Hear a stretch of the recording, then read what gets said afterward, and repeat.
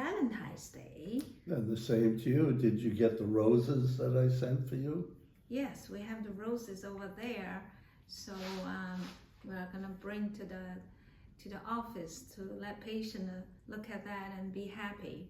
Remember Valentine night we have dinner with our friends Bonnie and Richard, and I ordered. I think the four of us shared a salad, right? Any pasta, yes. Yes. Salad, and then I ordered a fish, carrot, and some other vegetables.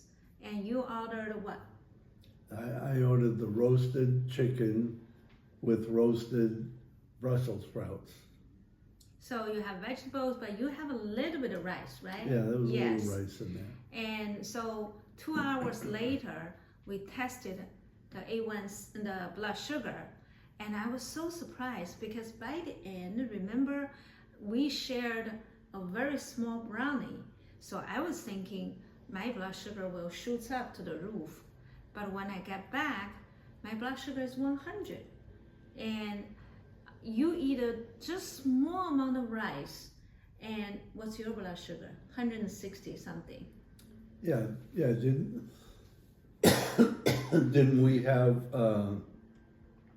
chocolate strawberries also? Yeah, but that's very small amount of dark Yeah, chocolate. very covered little strawberry. amount of that. And then the brownie is the one really carries either sugar or sugar substitute. Yeah, and I had a sangria, a red sangria, which there'll be calories, and they generally have fruit juice in the sangria. Yes, So and that I might had have the affected a same little, thing. Yeah.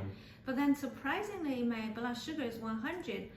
And then last night, we ate protein. You ate vegetables. I didn't eat vegetables. I only eat the protein fish, pork, and beef, small amount each. But I add a little bit of couscous, which is good grain, very small amount. But when we test the blood sugar 2 hours later, mine is 128.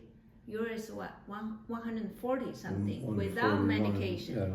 So why the sugar is so much lower when we had even a little bit of brownie? And I keep thinking that. I think it's the vegetables because we eat salad first. And that afterwards we eat protein, a little bit of rice, and even we drink a little bit of sangria. And if a normal person, the sugar will not shoot up too high. On the other hand, yesterday I didn't eat any vegetables. I thought, I'll just eat different kind of protein and eat a small amount of good grain, and guess what? It's go up to 128. And on the other hand, yours, you eat a little bit of rice and you add vegetables, cabbage, right? And it seems like your sugar is only 140 without medication. So the vegetables are so important to stabilize the blood sugar and making the A1C lowered. So when you go home, or I think make a little bit of salad, eat first, and then eat your protein or any other things, and that way you can bring down A1C. What's your A1C now? Well, I just did blood work, but it's like 6.1. 6. Now I just did blood work, so I haven't got the results of that yet. Okay. I haven't met with my doctor. I think before you even bring down to 5.7.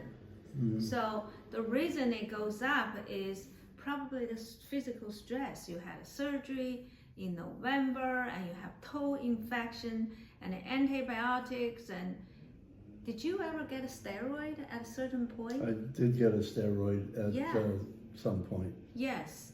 Yeah. So that steroid definitely will bring up the blood sugar, causing A1C going up.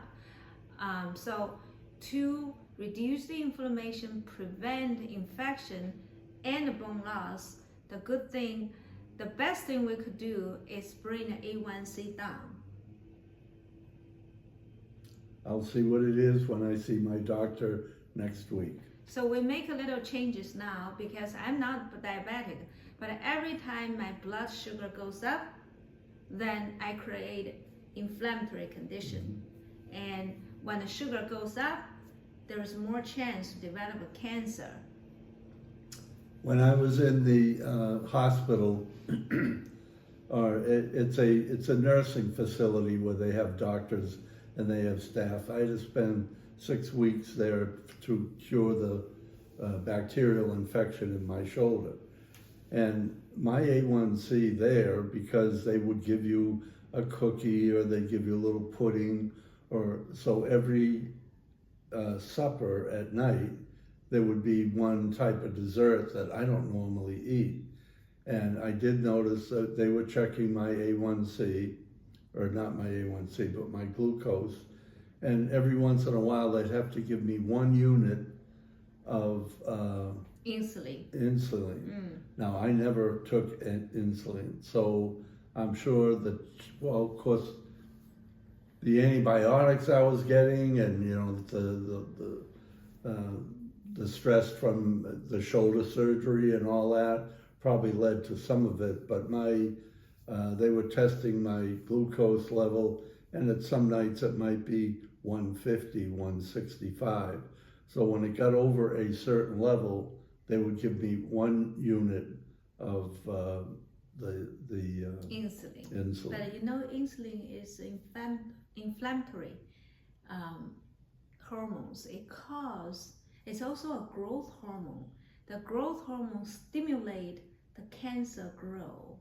And if insulin level is high, then you're gonna tend to keep the inflammation for longer time. So making the insulin stabilized is very critical to reduce the inflammation and also prevent cancer. Yeah, it's better now, but for those 6 weeks, it was a little higher than normal. I wasn't eating the way I normally do. Yes, so diet, I mean, exercise is more important, but exercise is not the only way to lose weight. And comparing exercise, diet, stress, I would say diet is more important. Because our body get older, like me, I cannot run anymore. And the only thing I could do is swim. I cannot swim every day, and I have to control my eating. And then we find a new way to control the blood sugar, eating salad first, and then eat your food. And early eating is always good to keep the A1C down. Those are good points. Thank you. Thank you.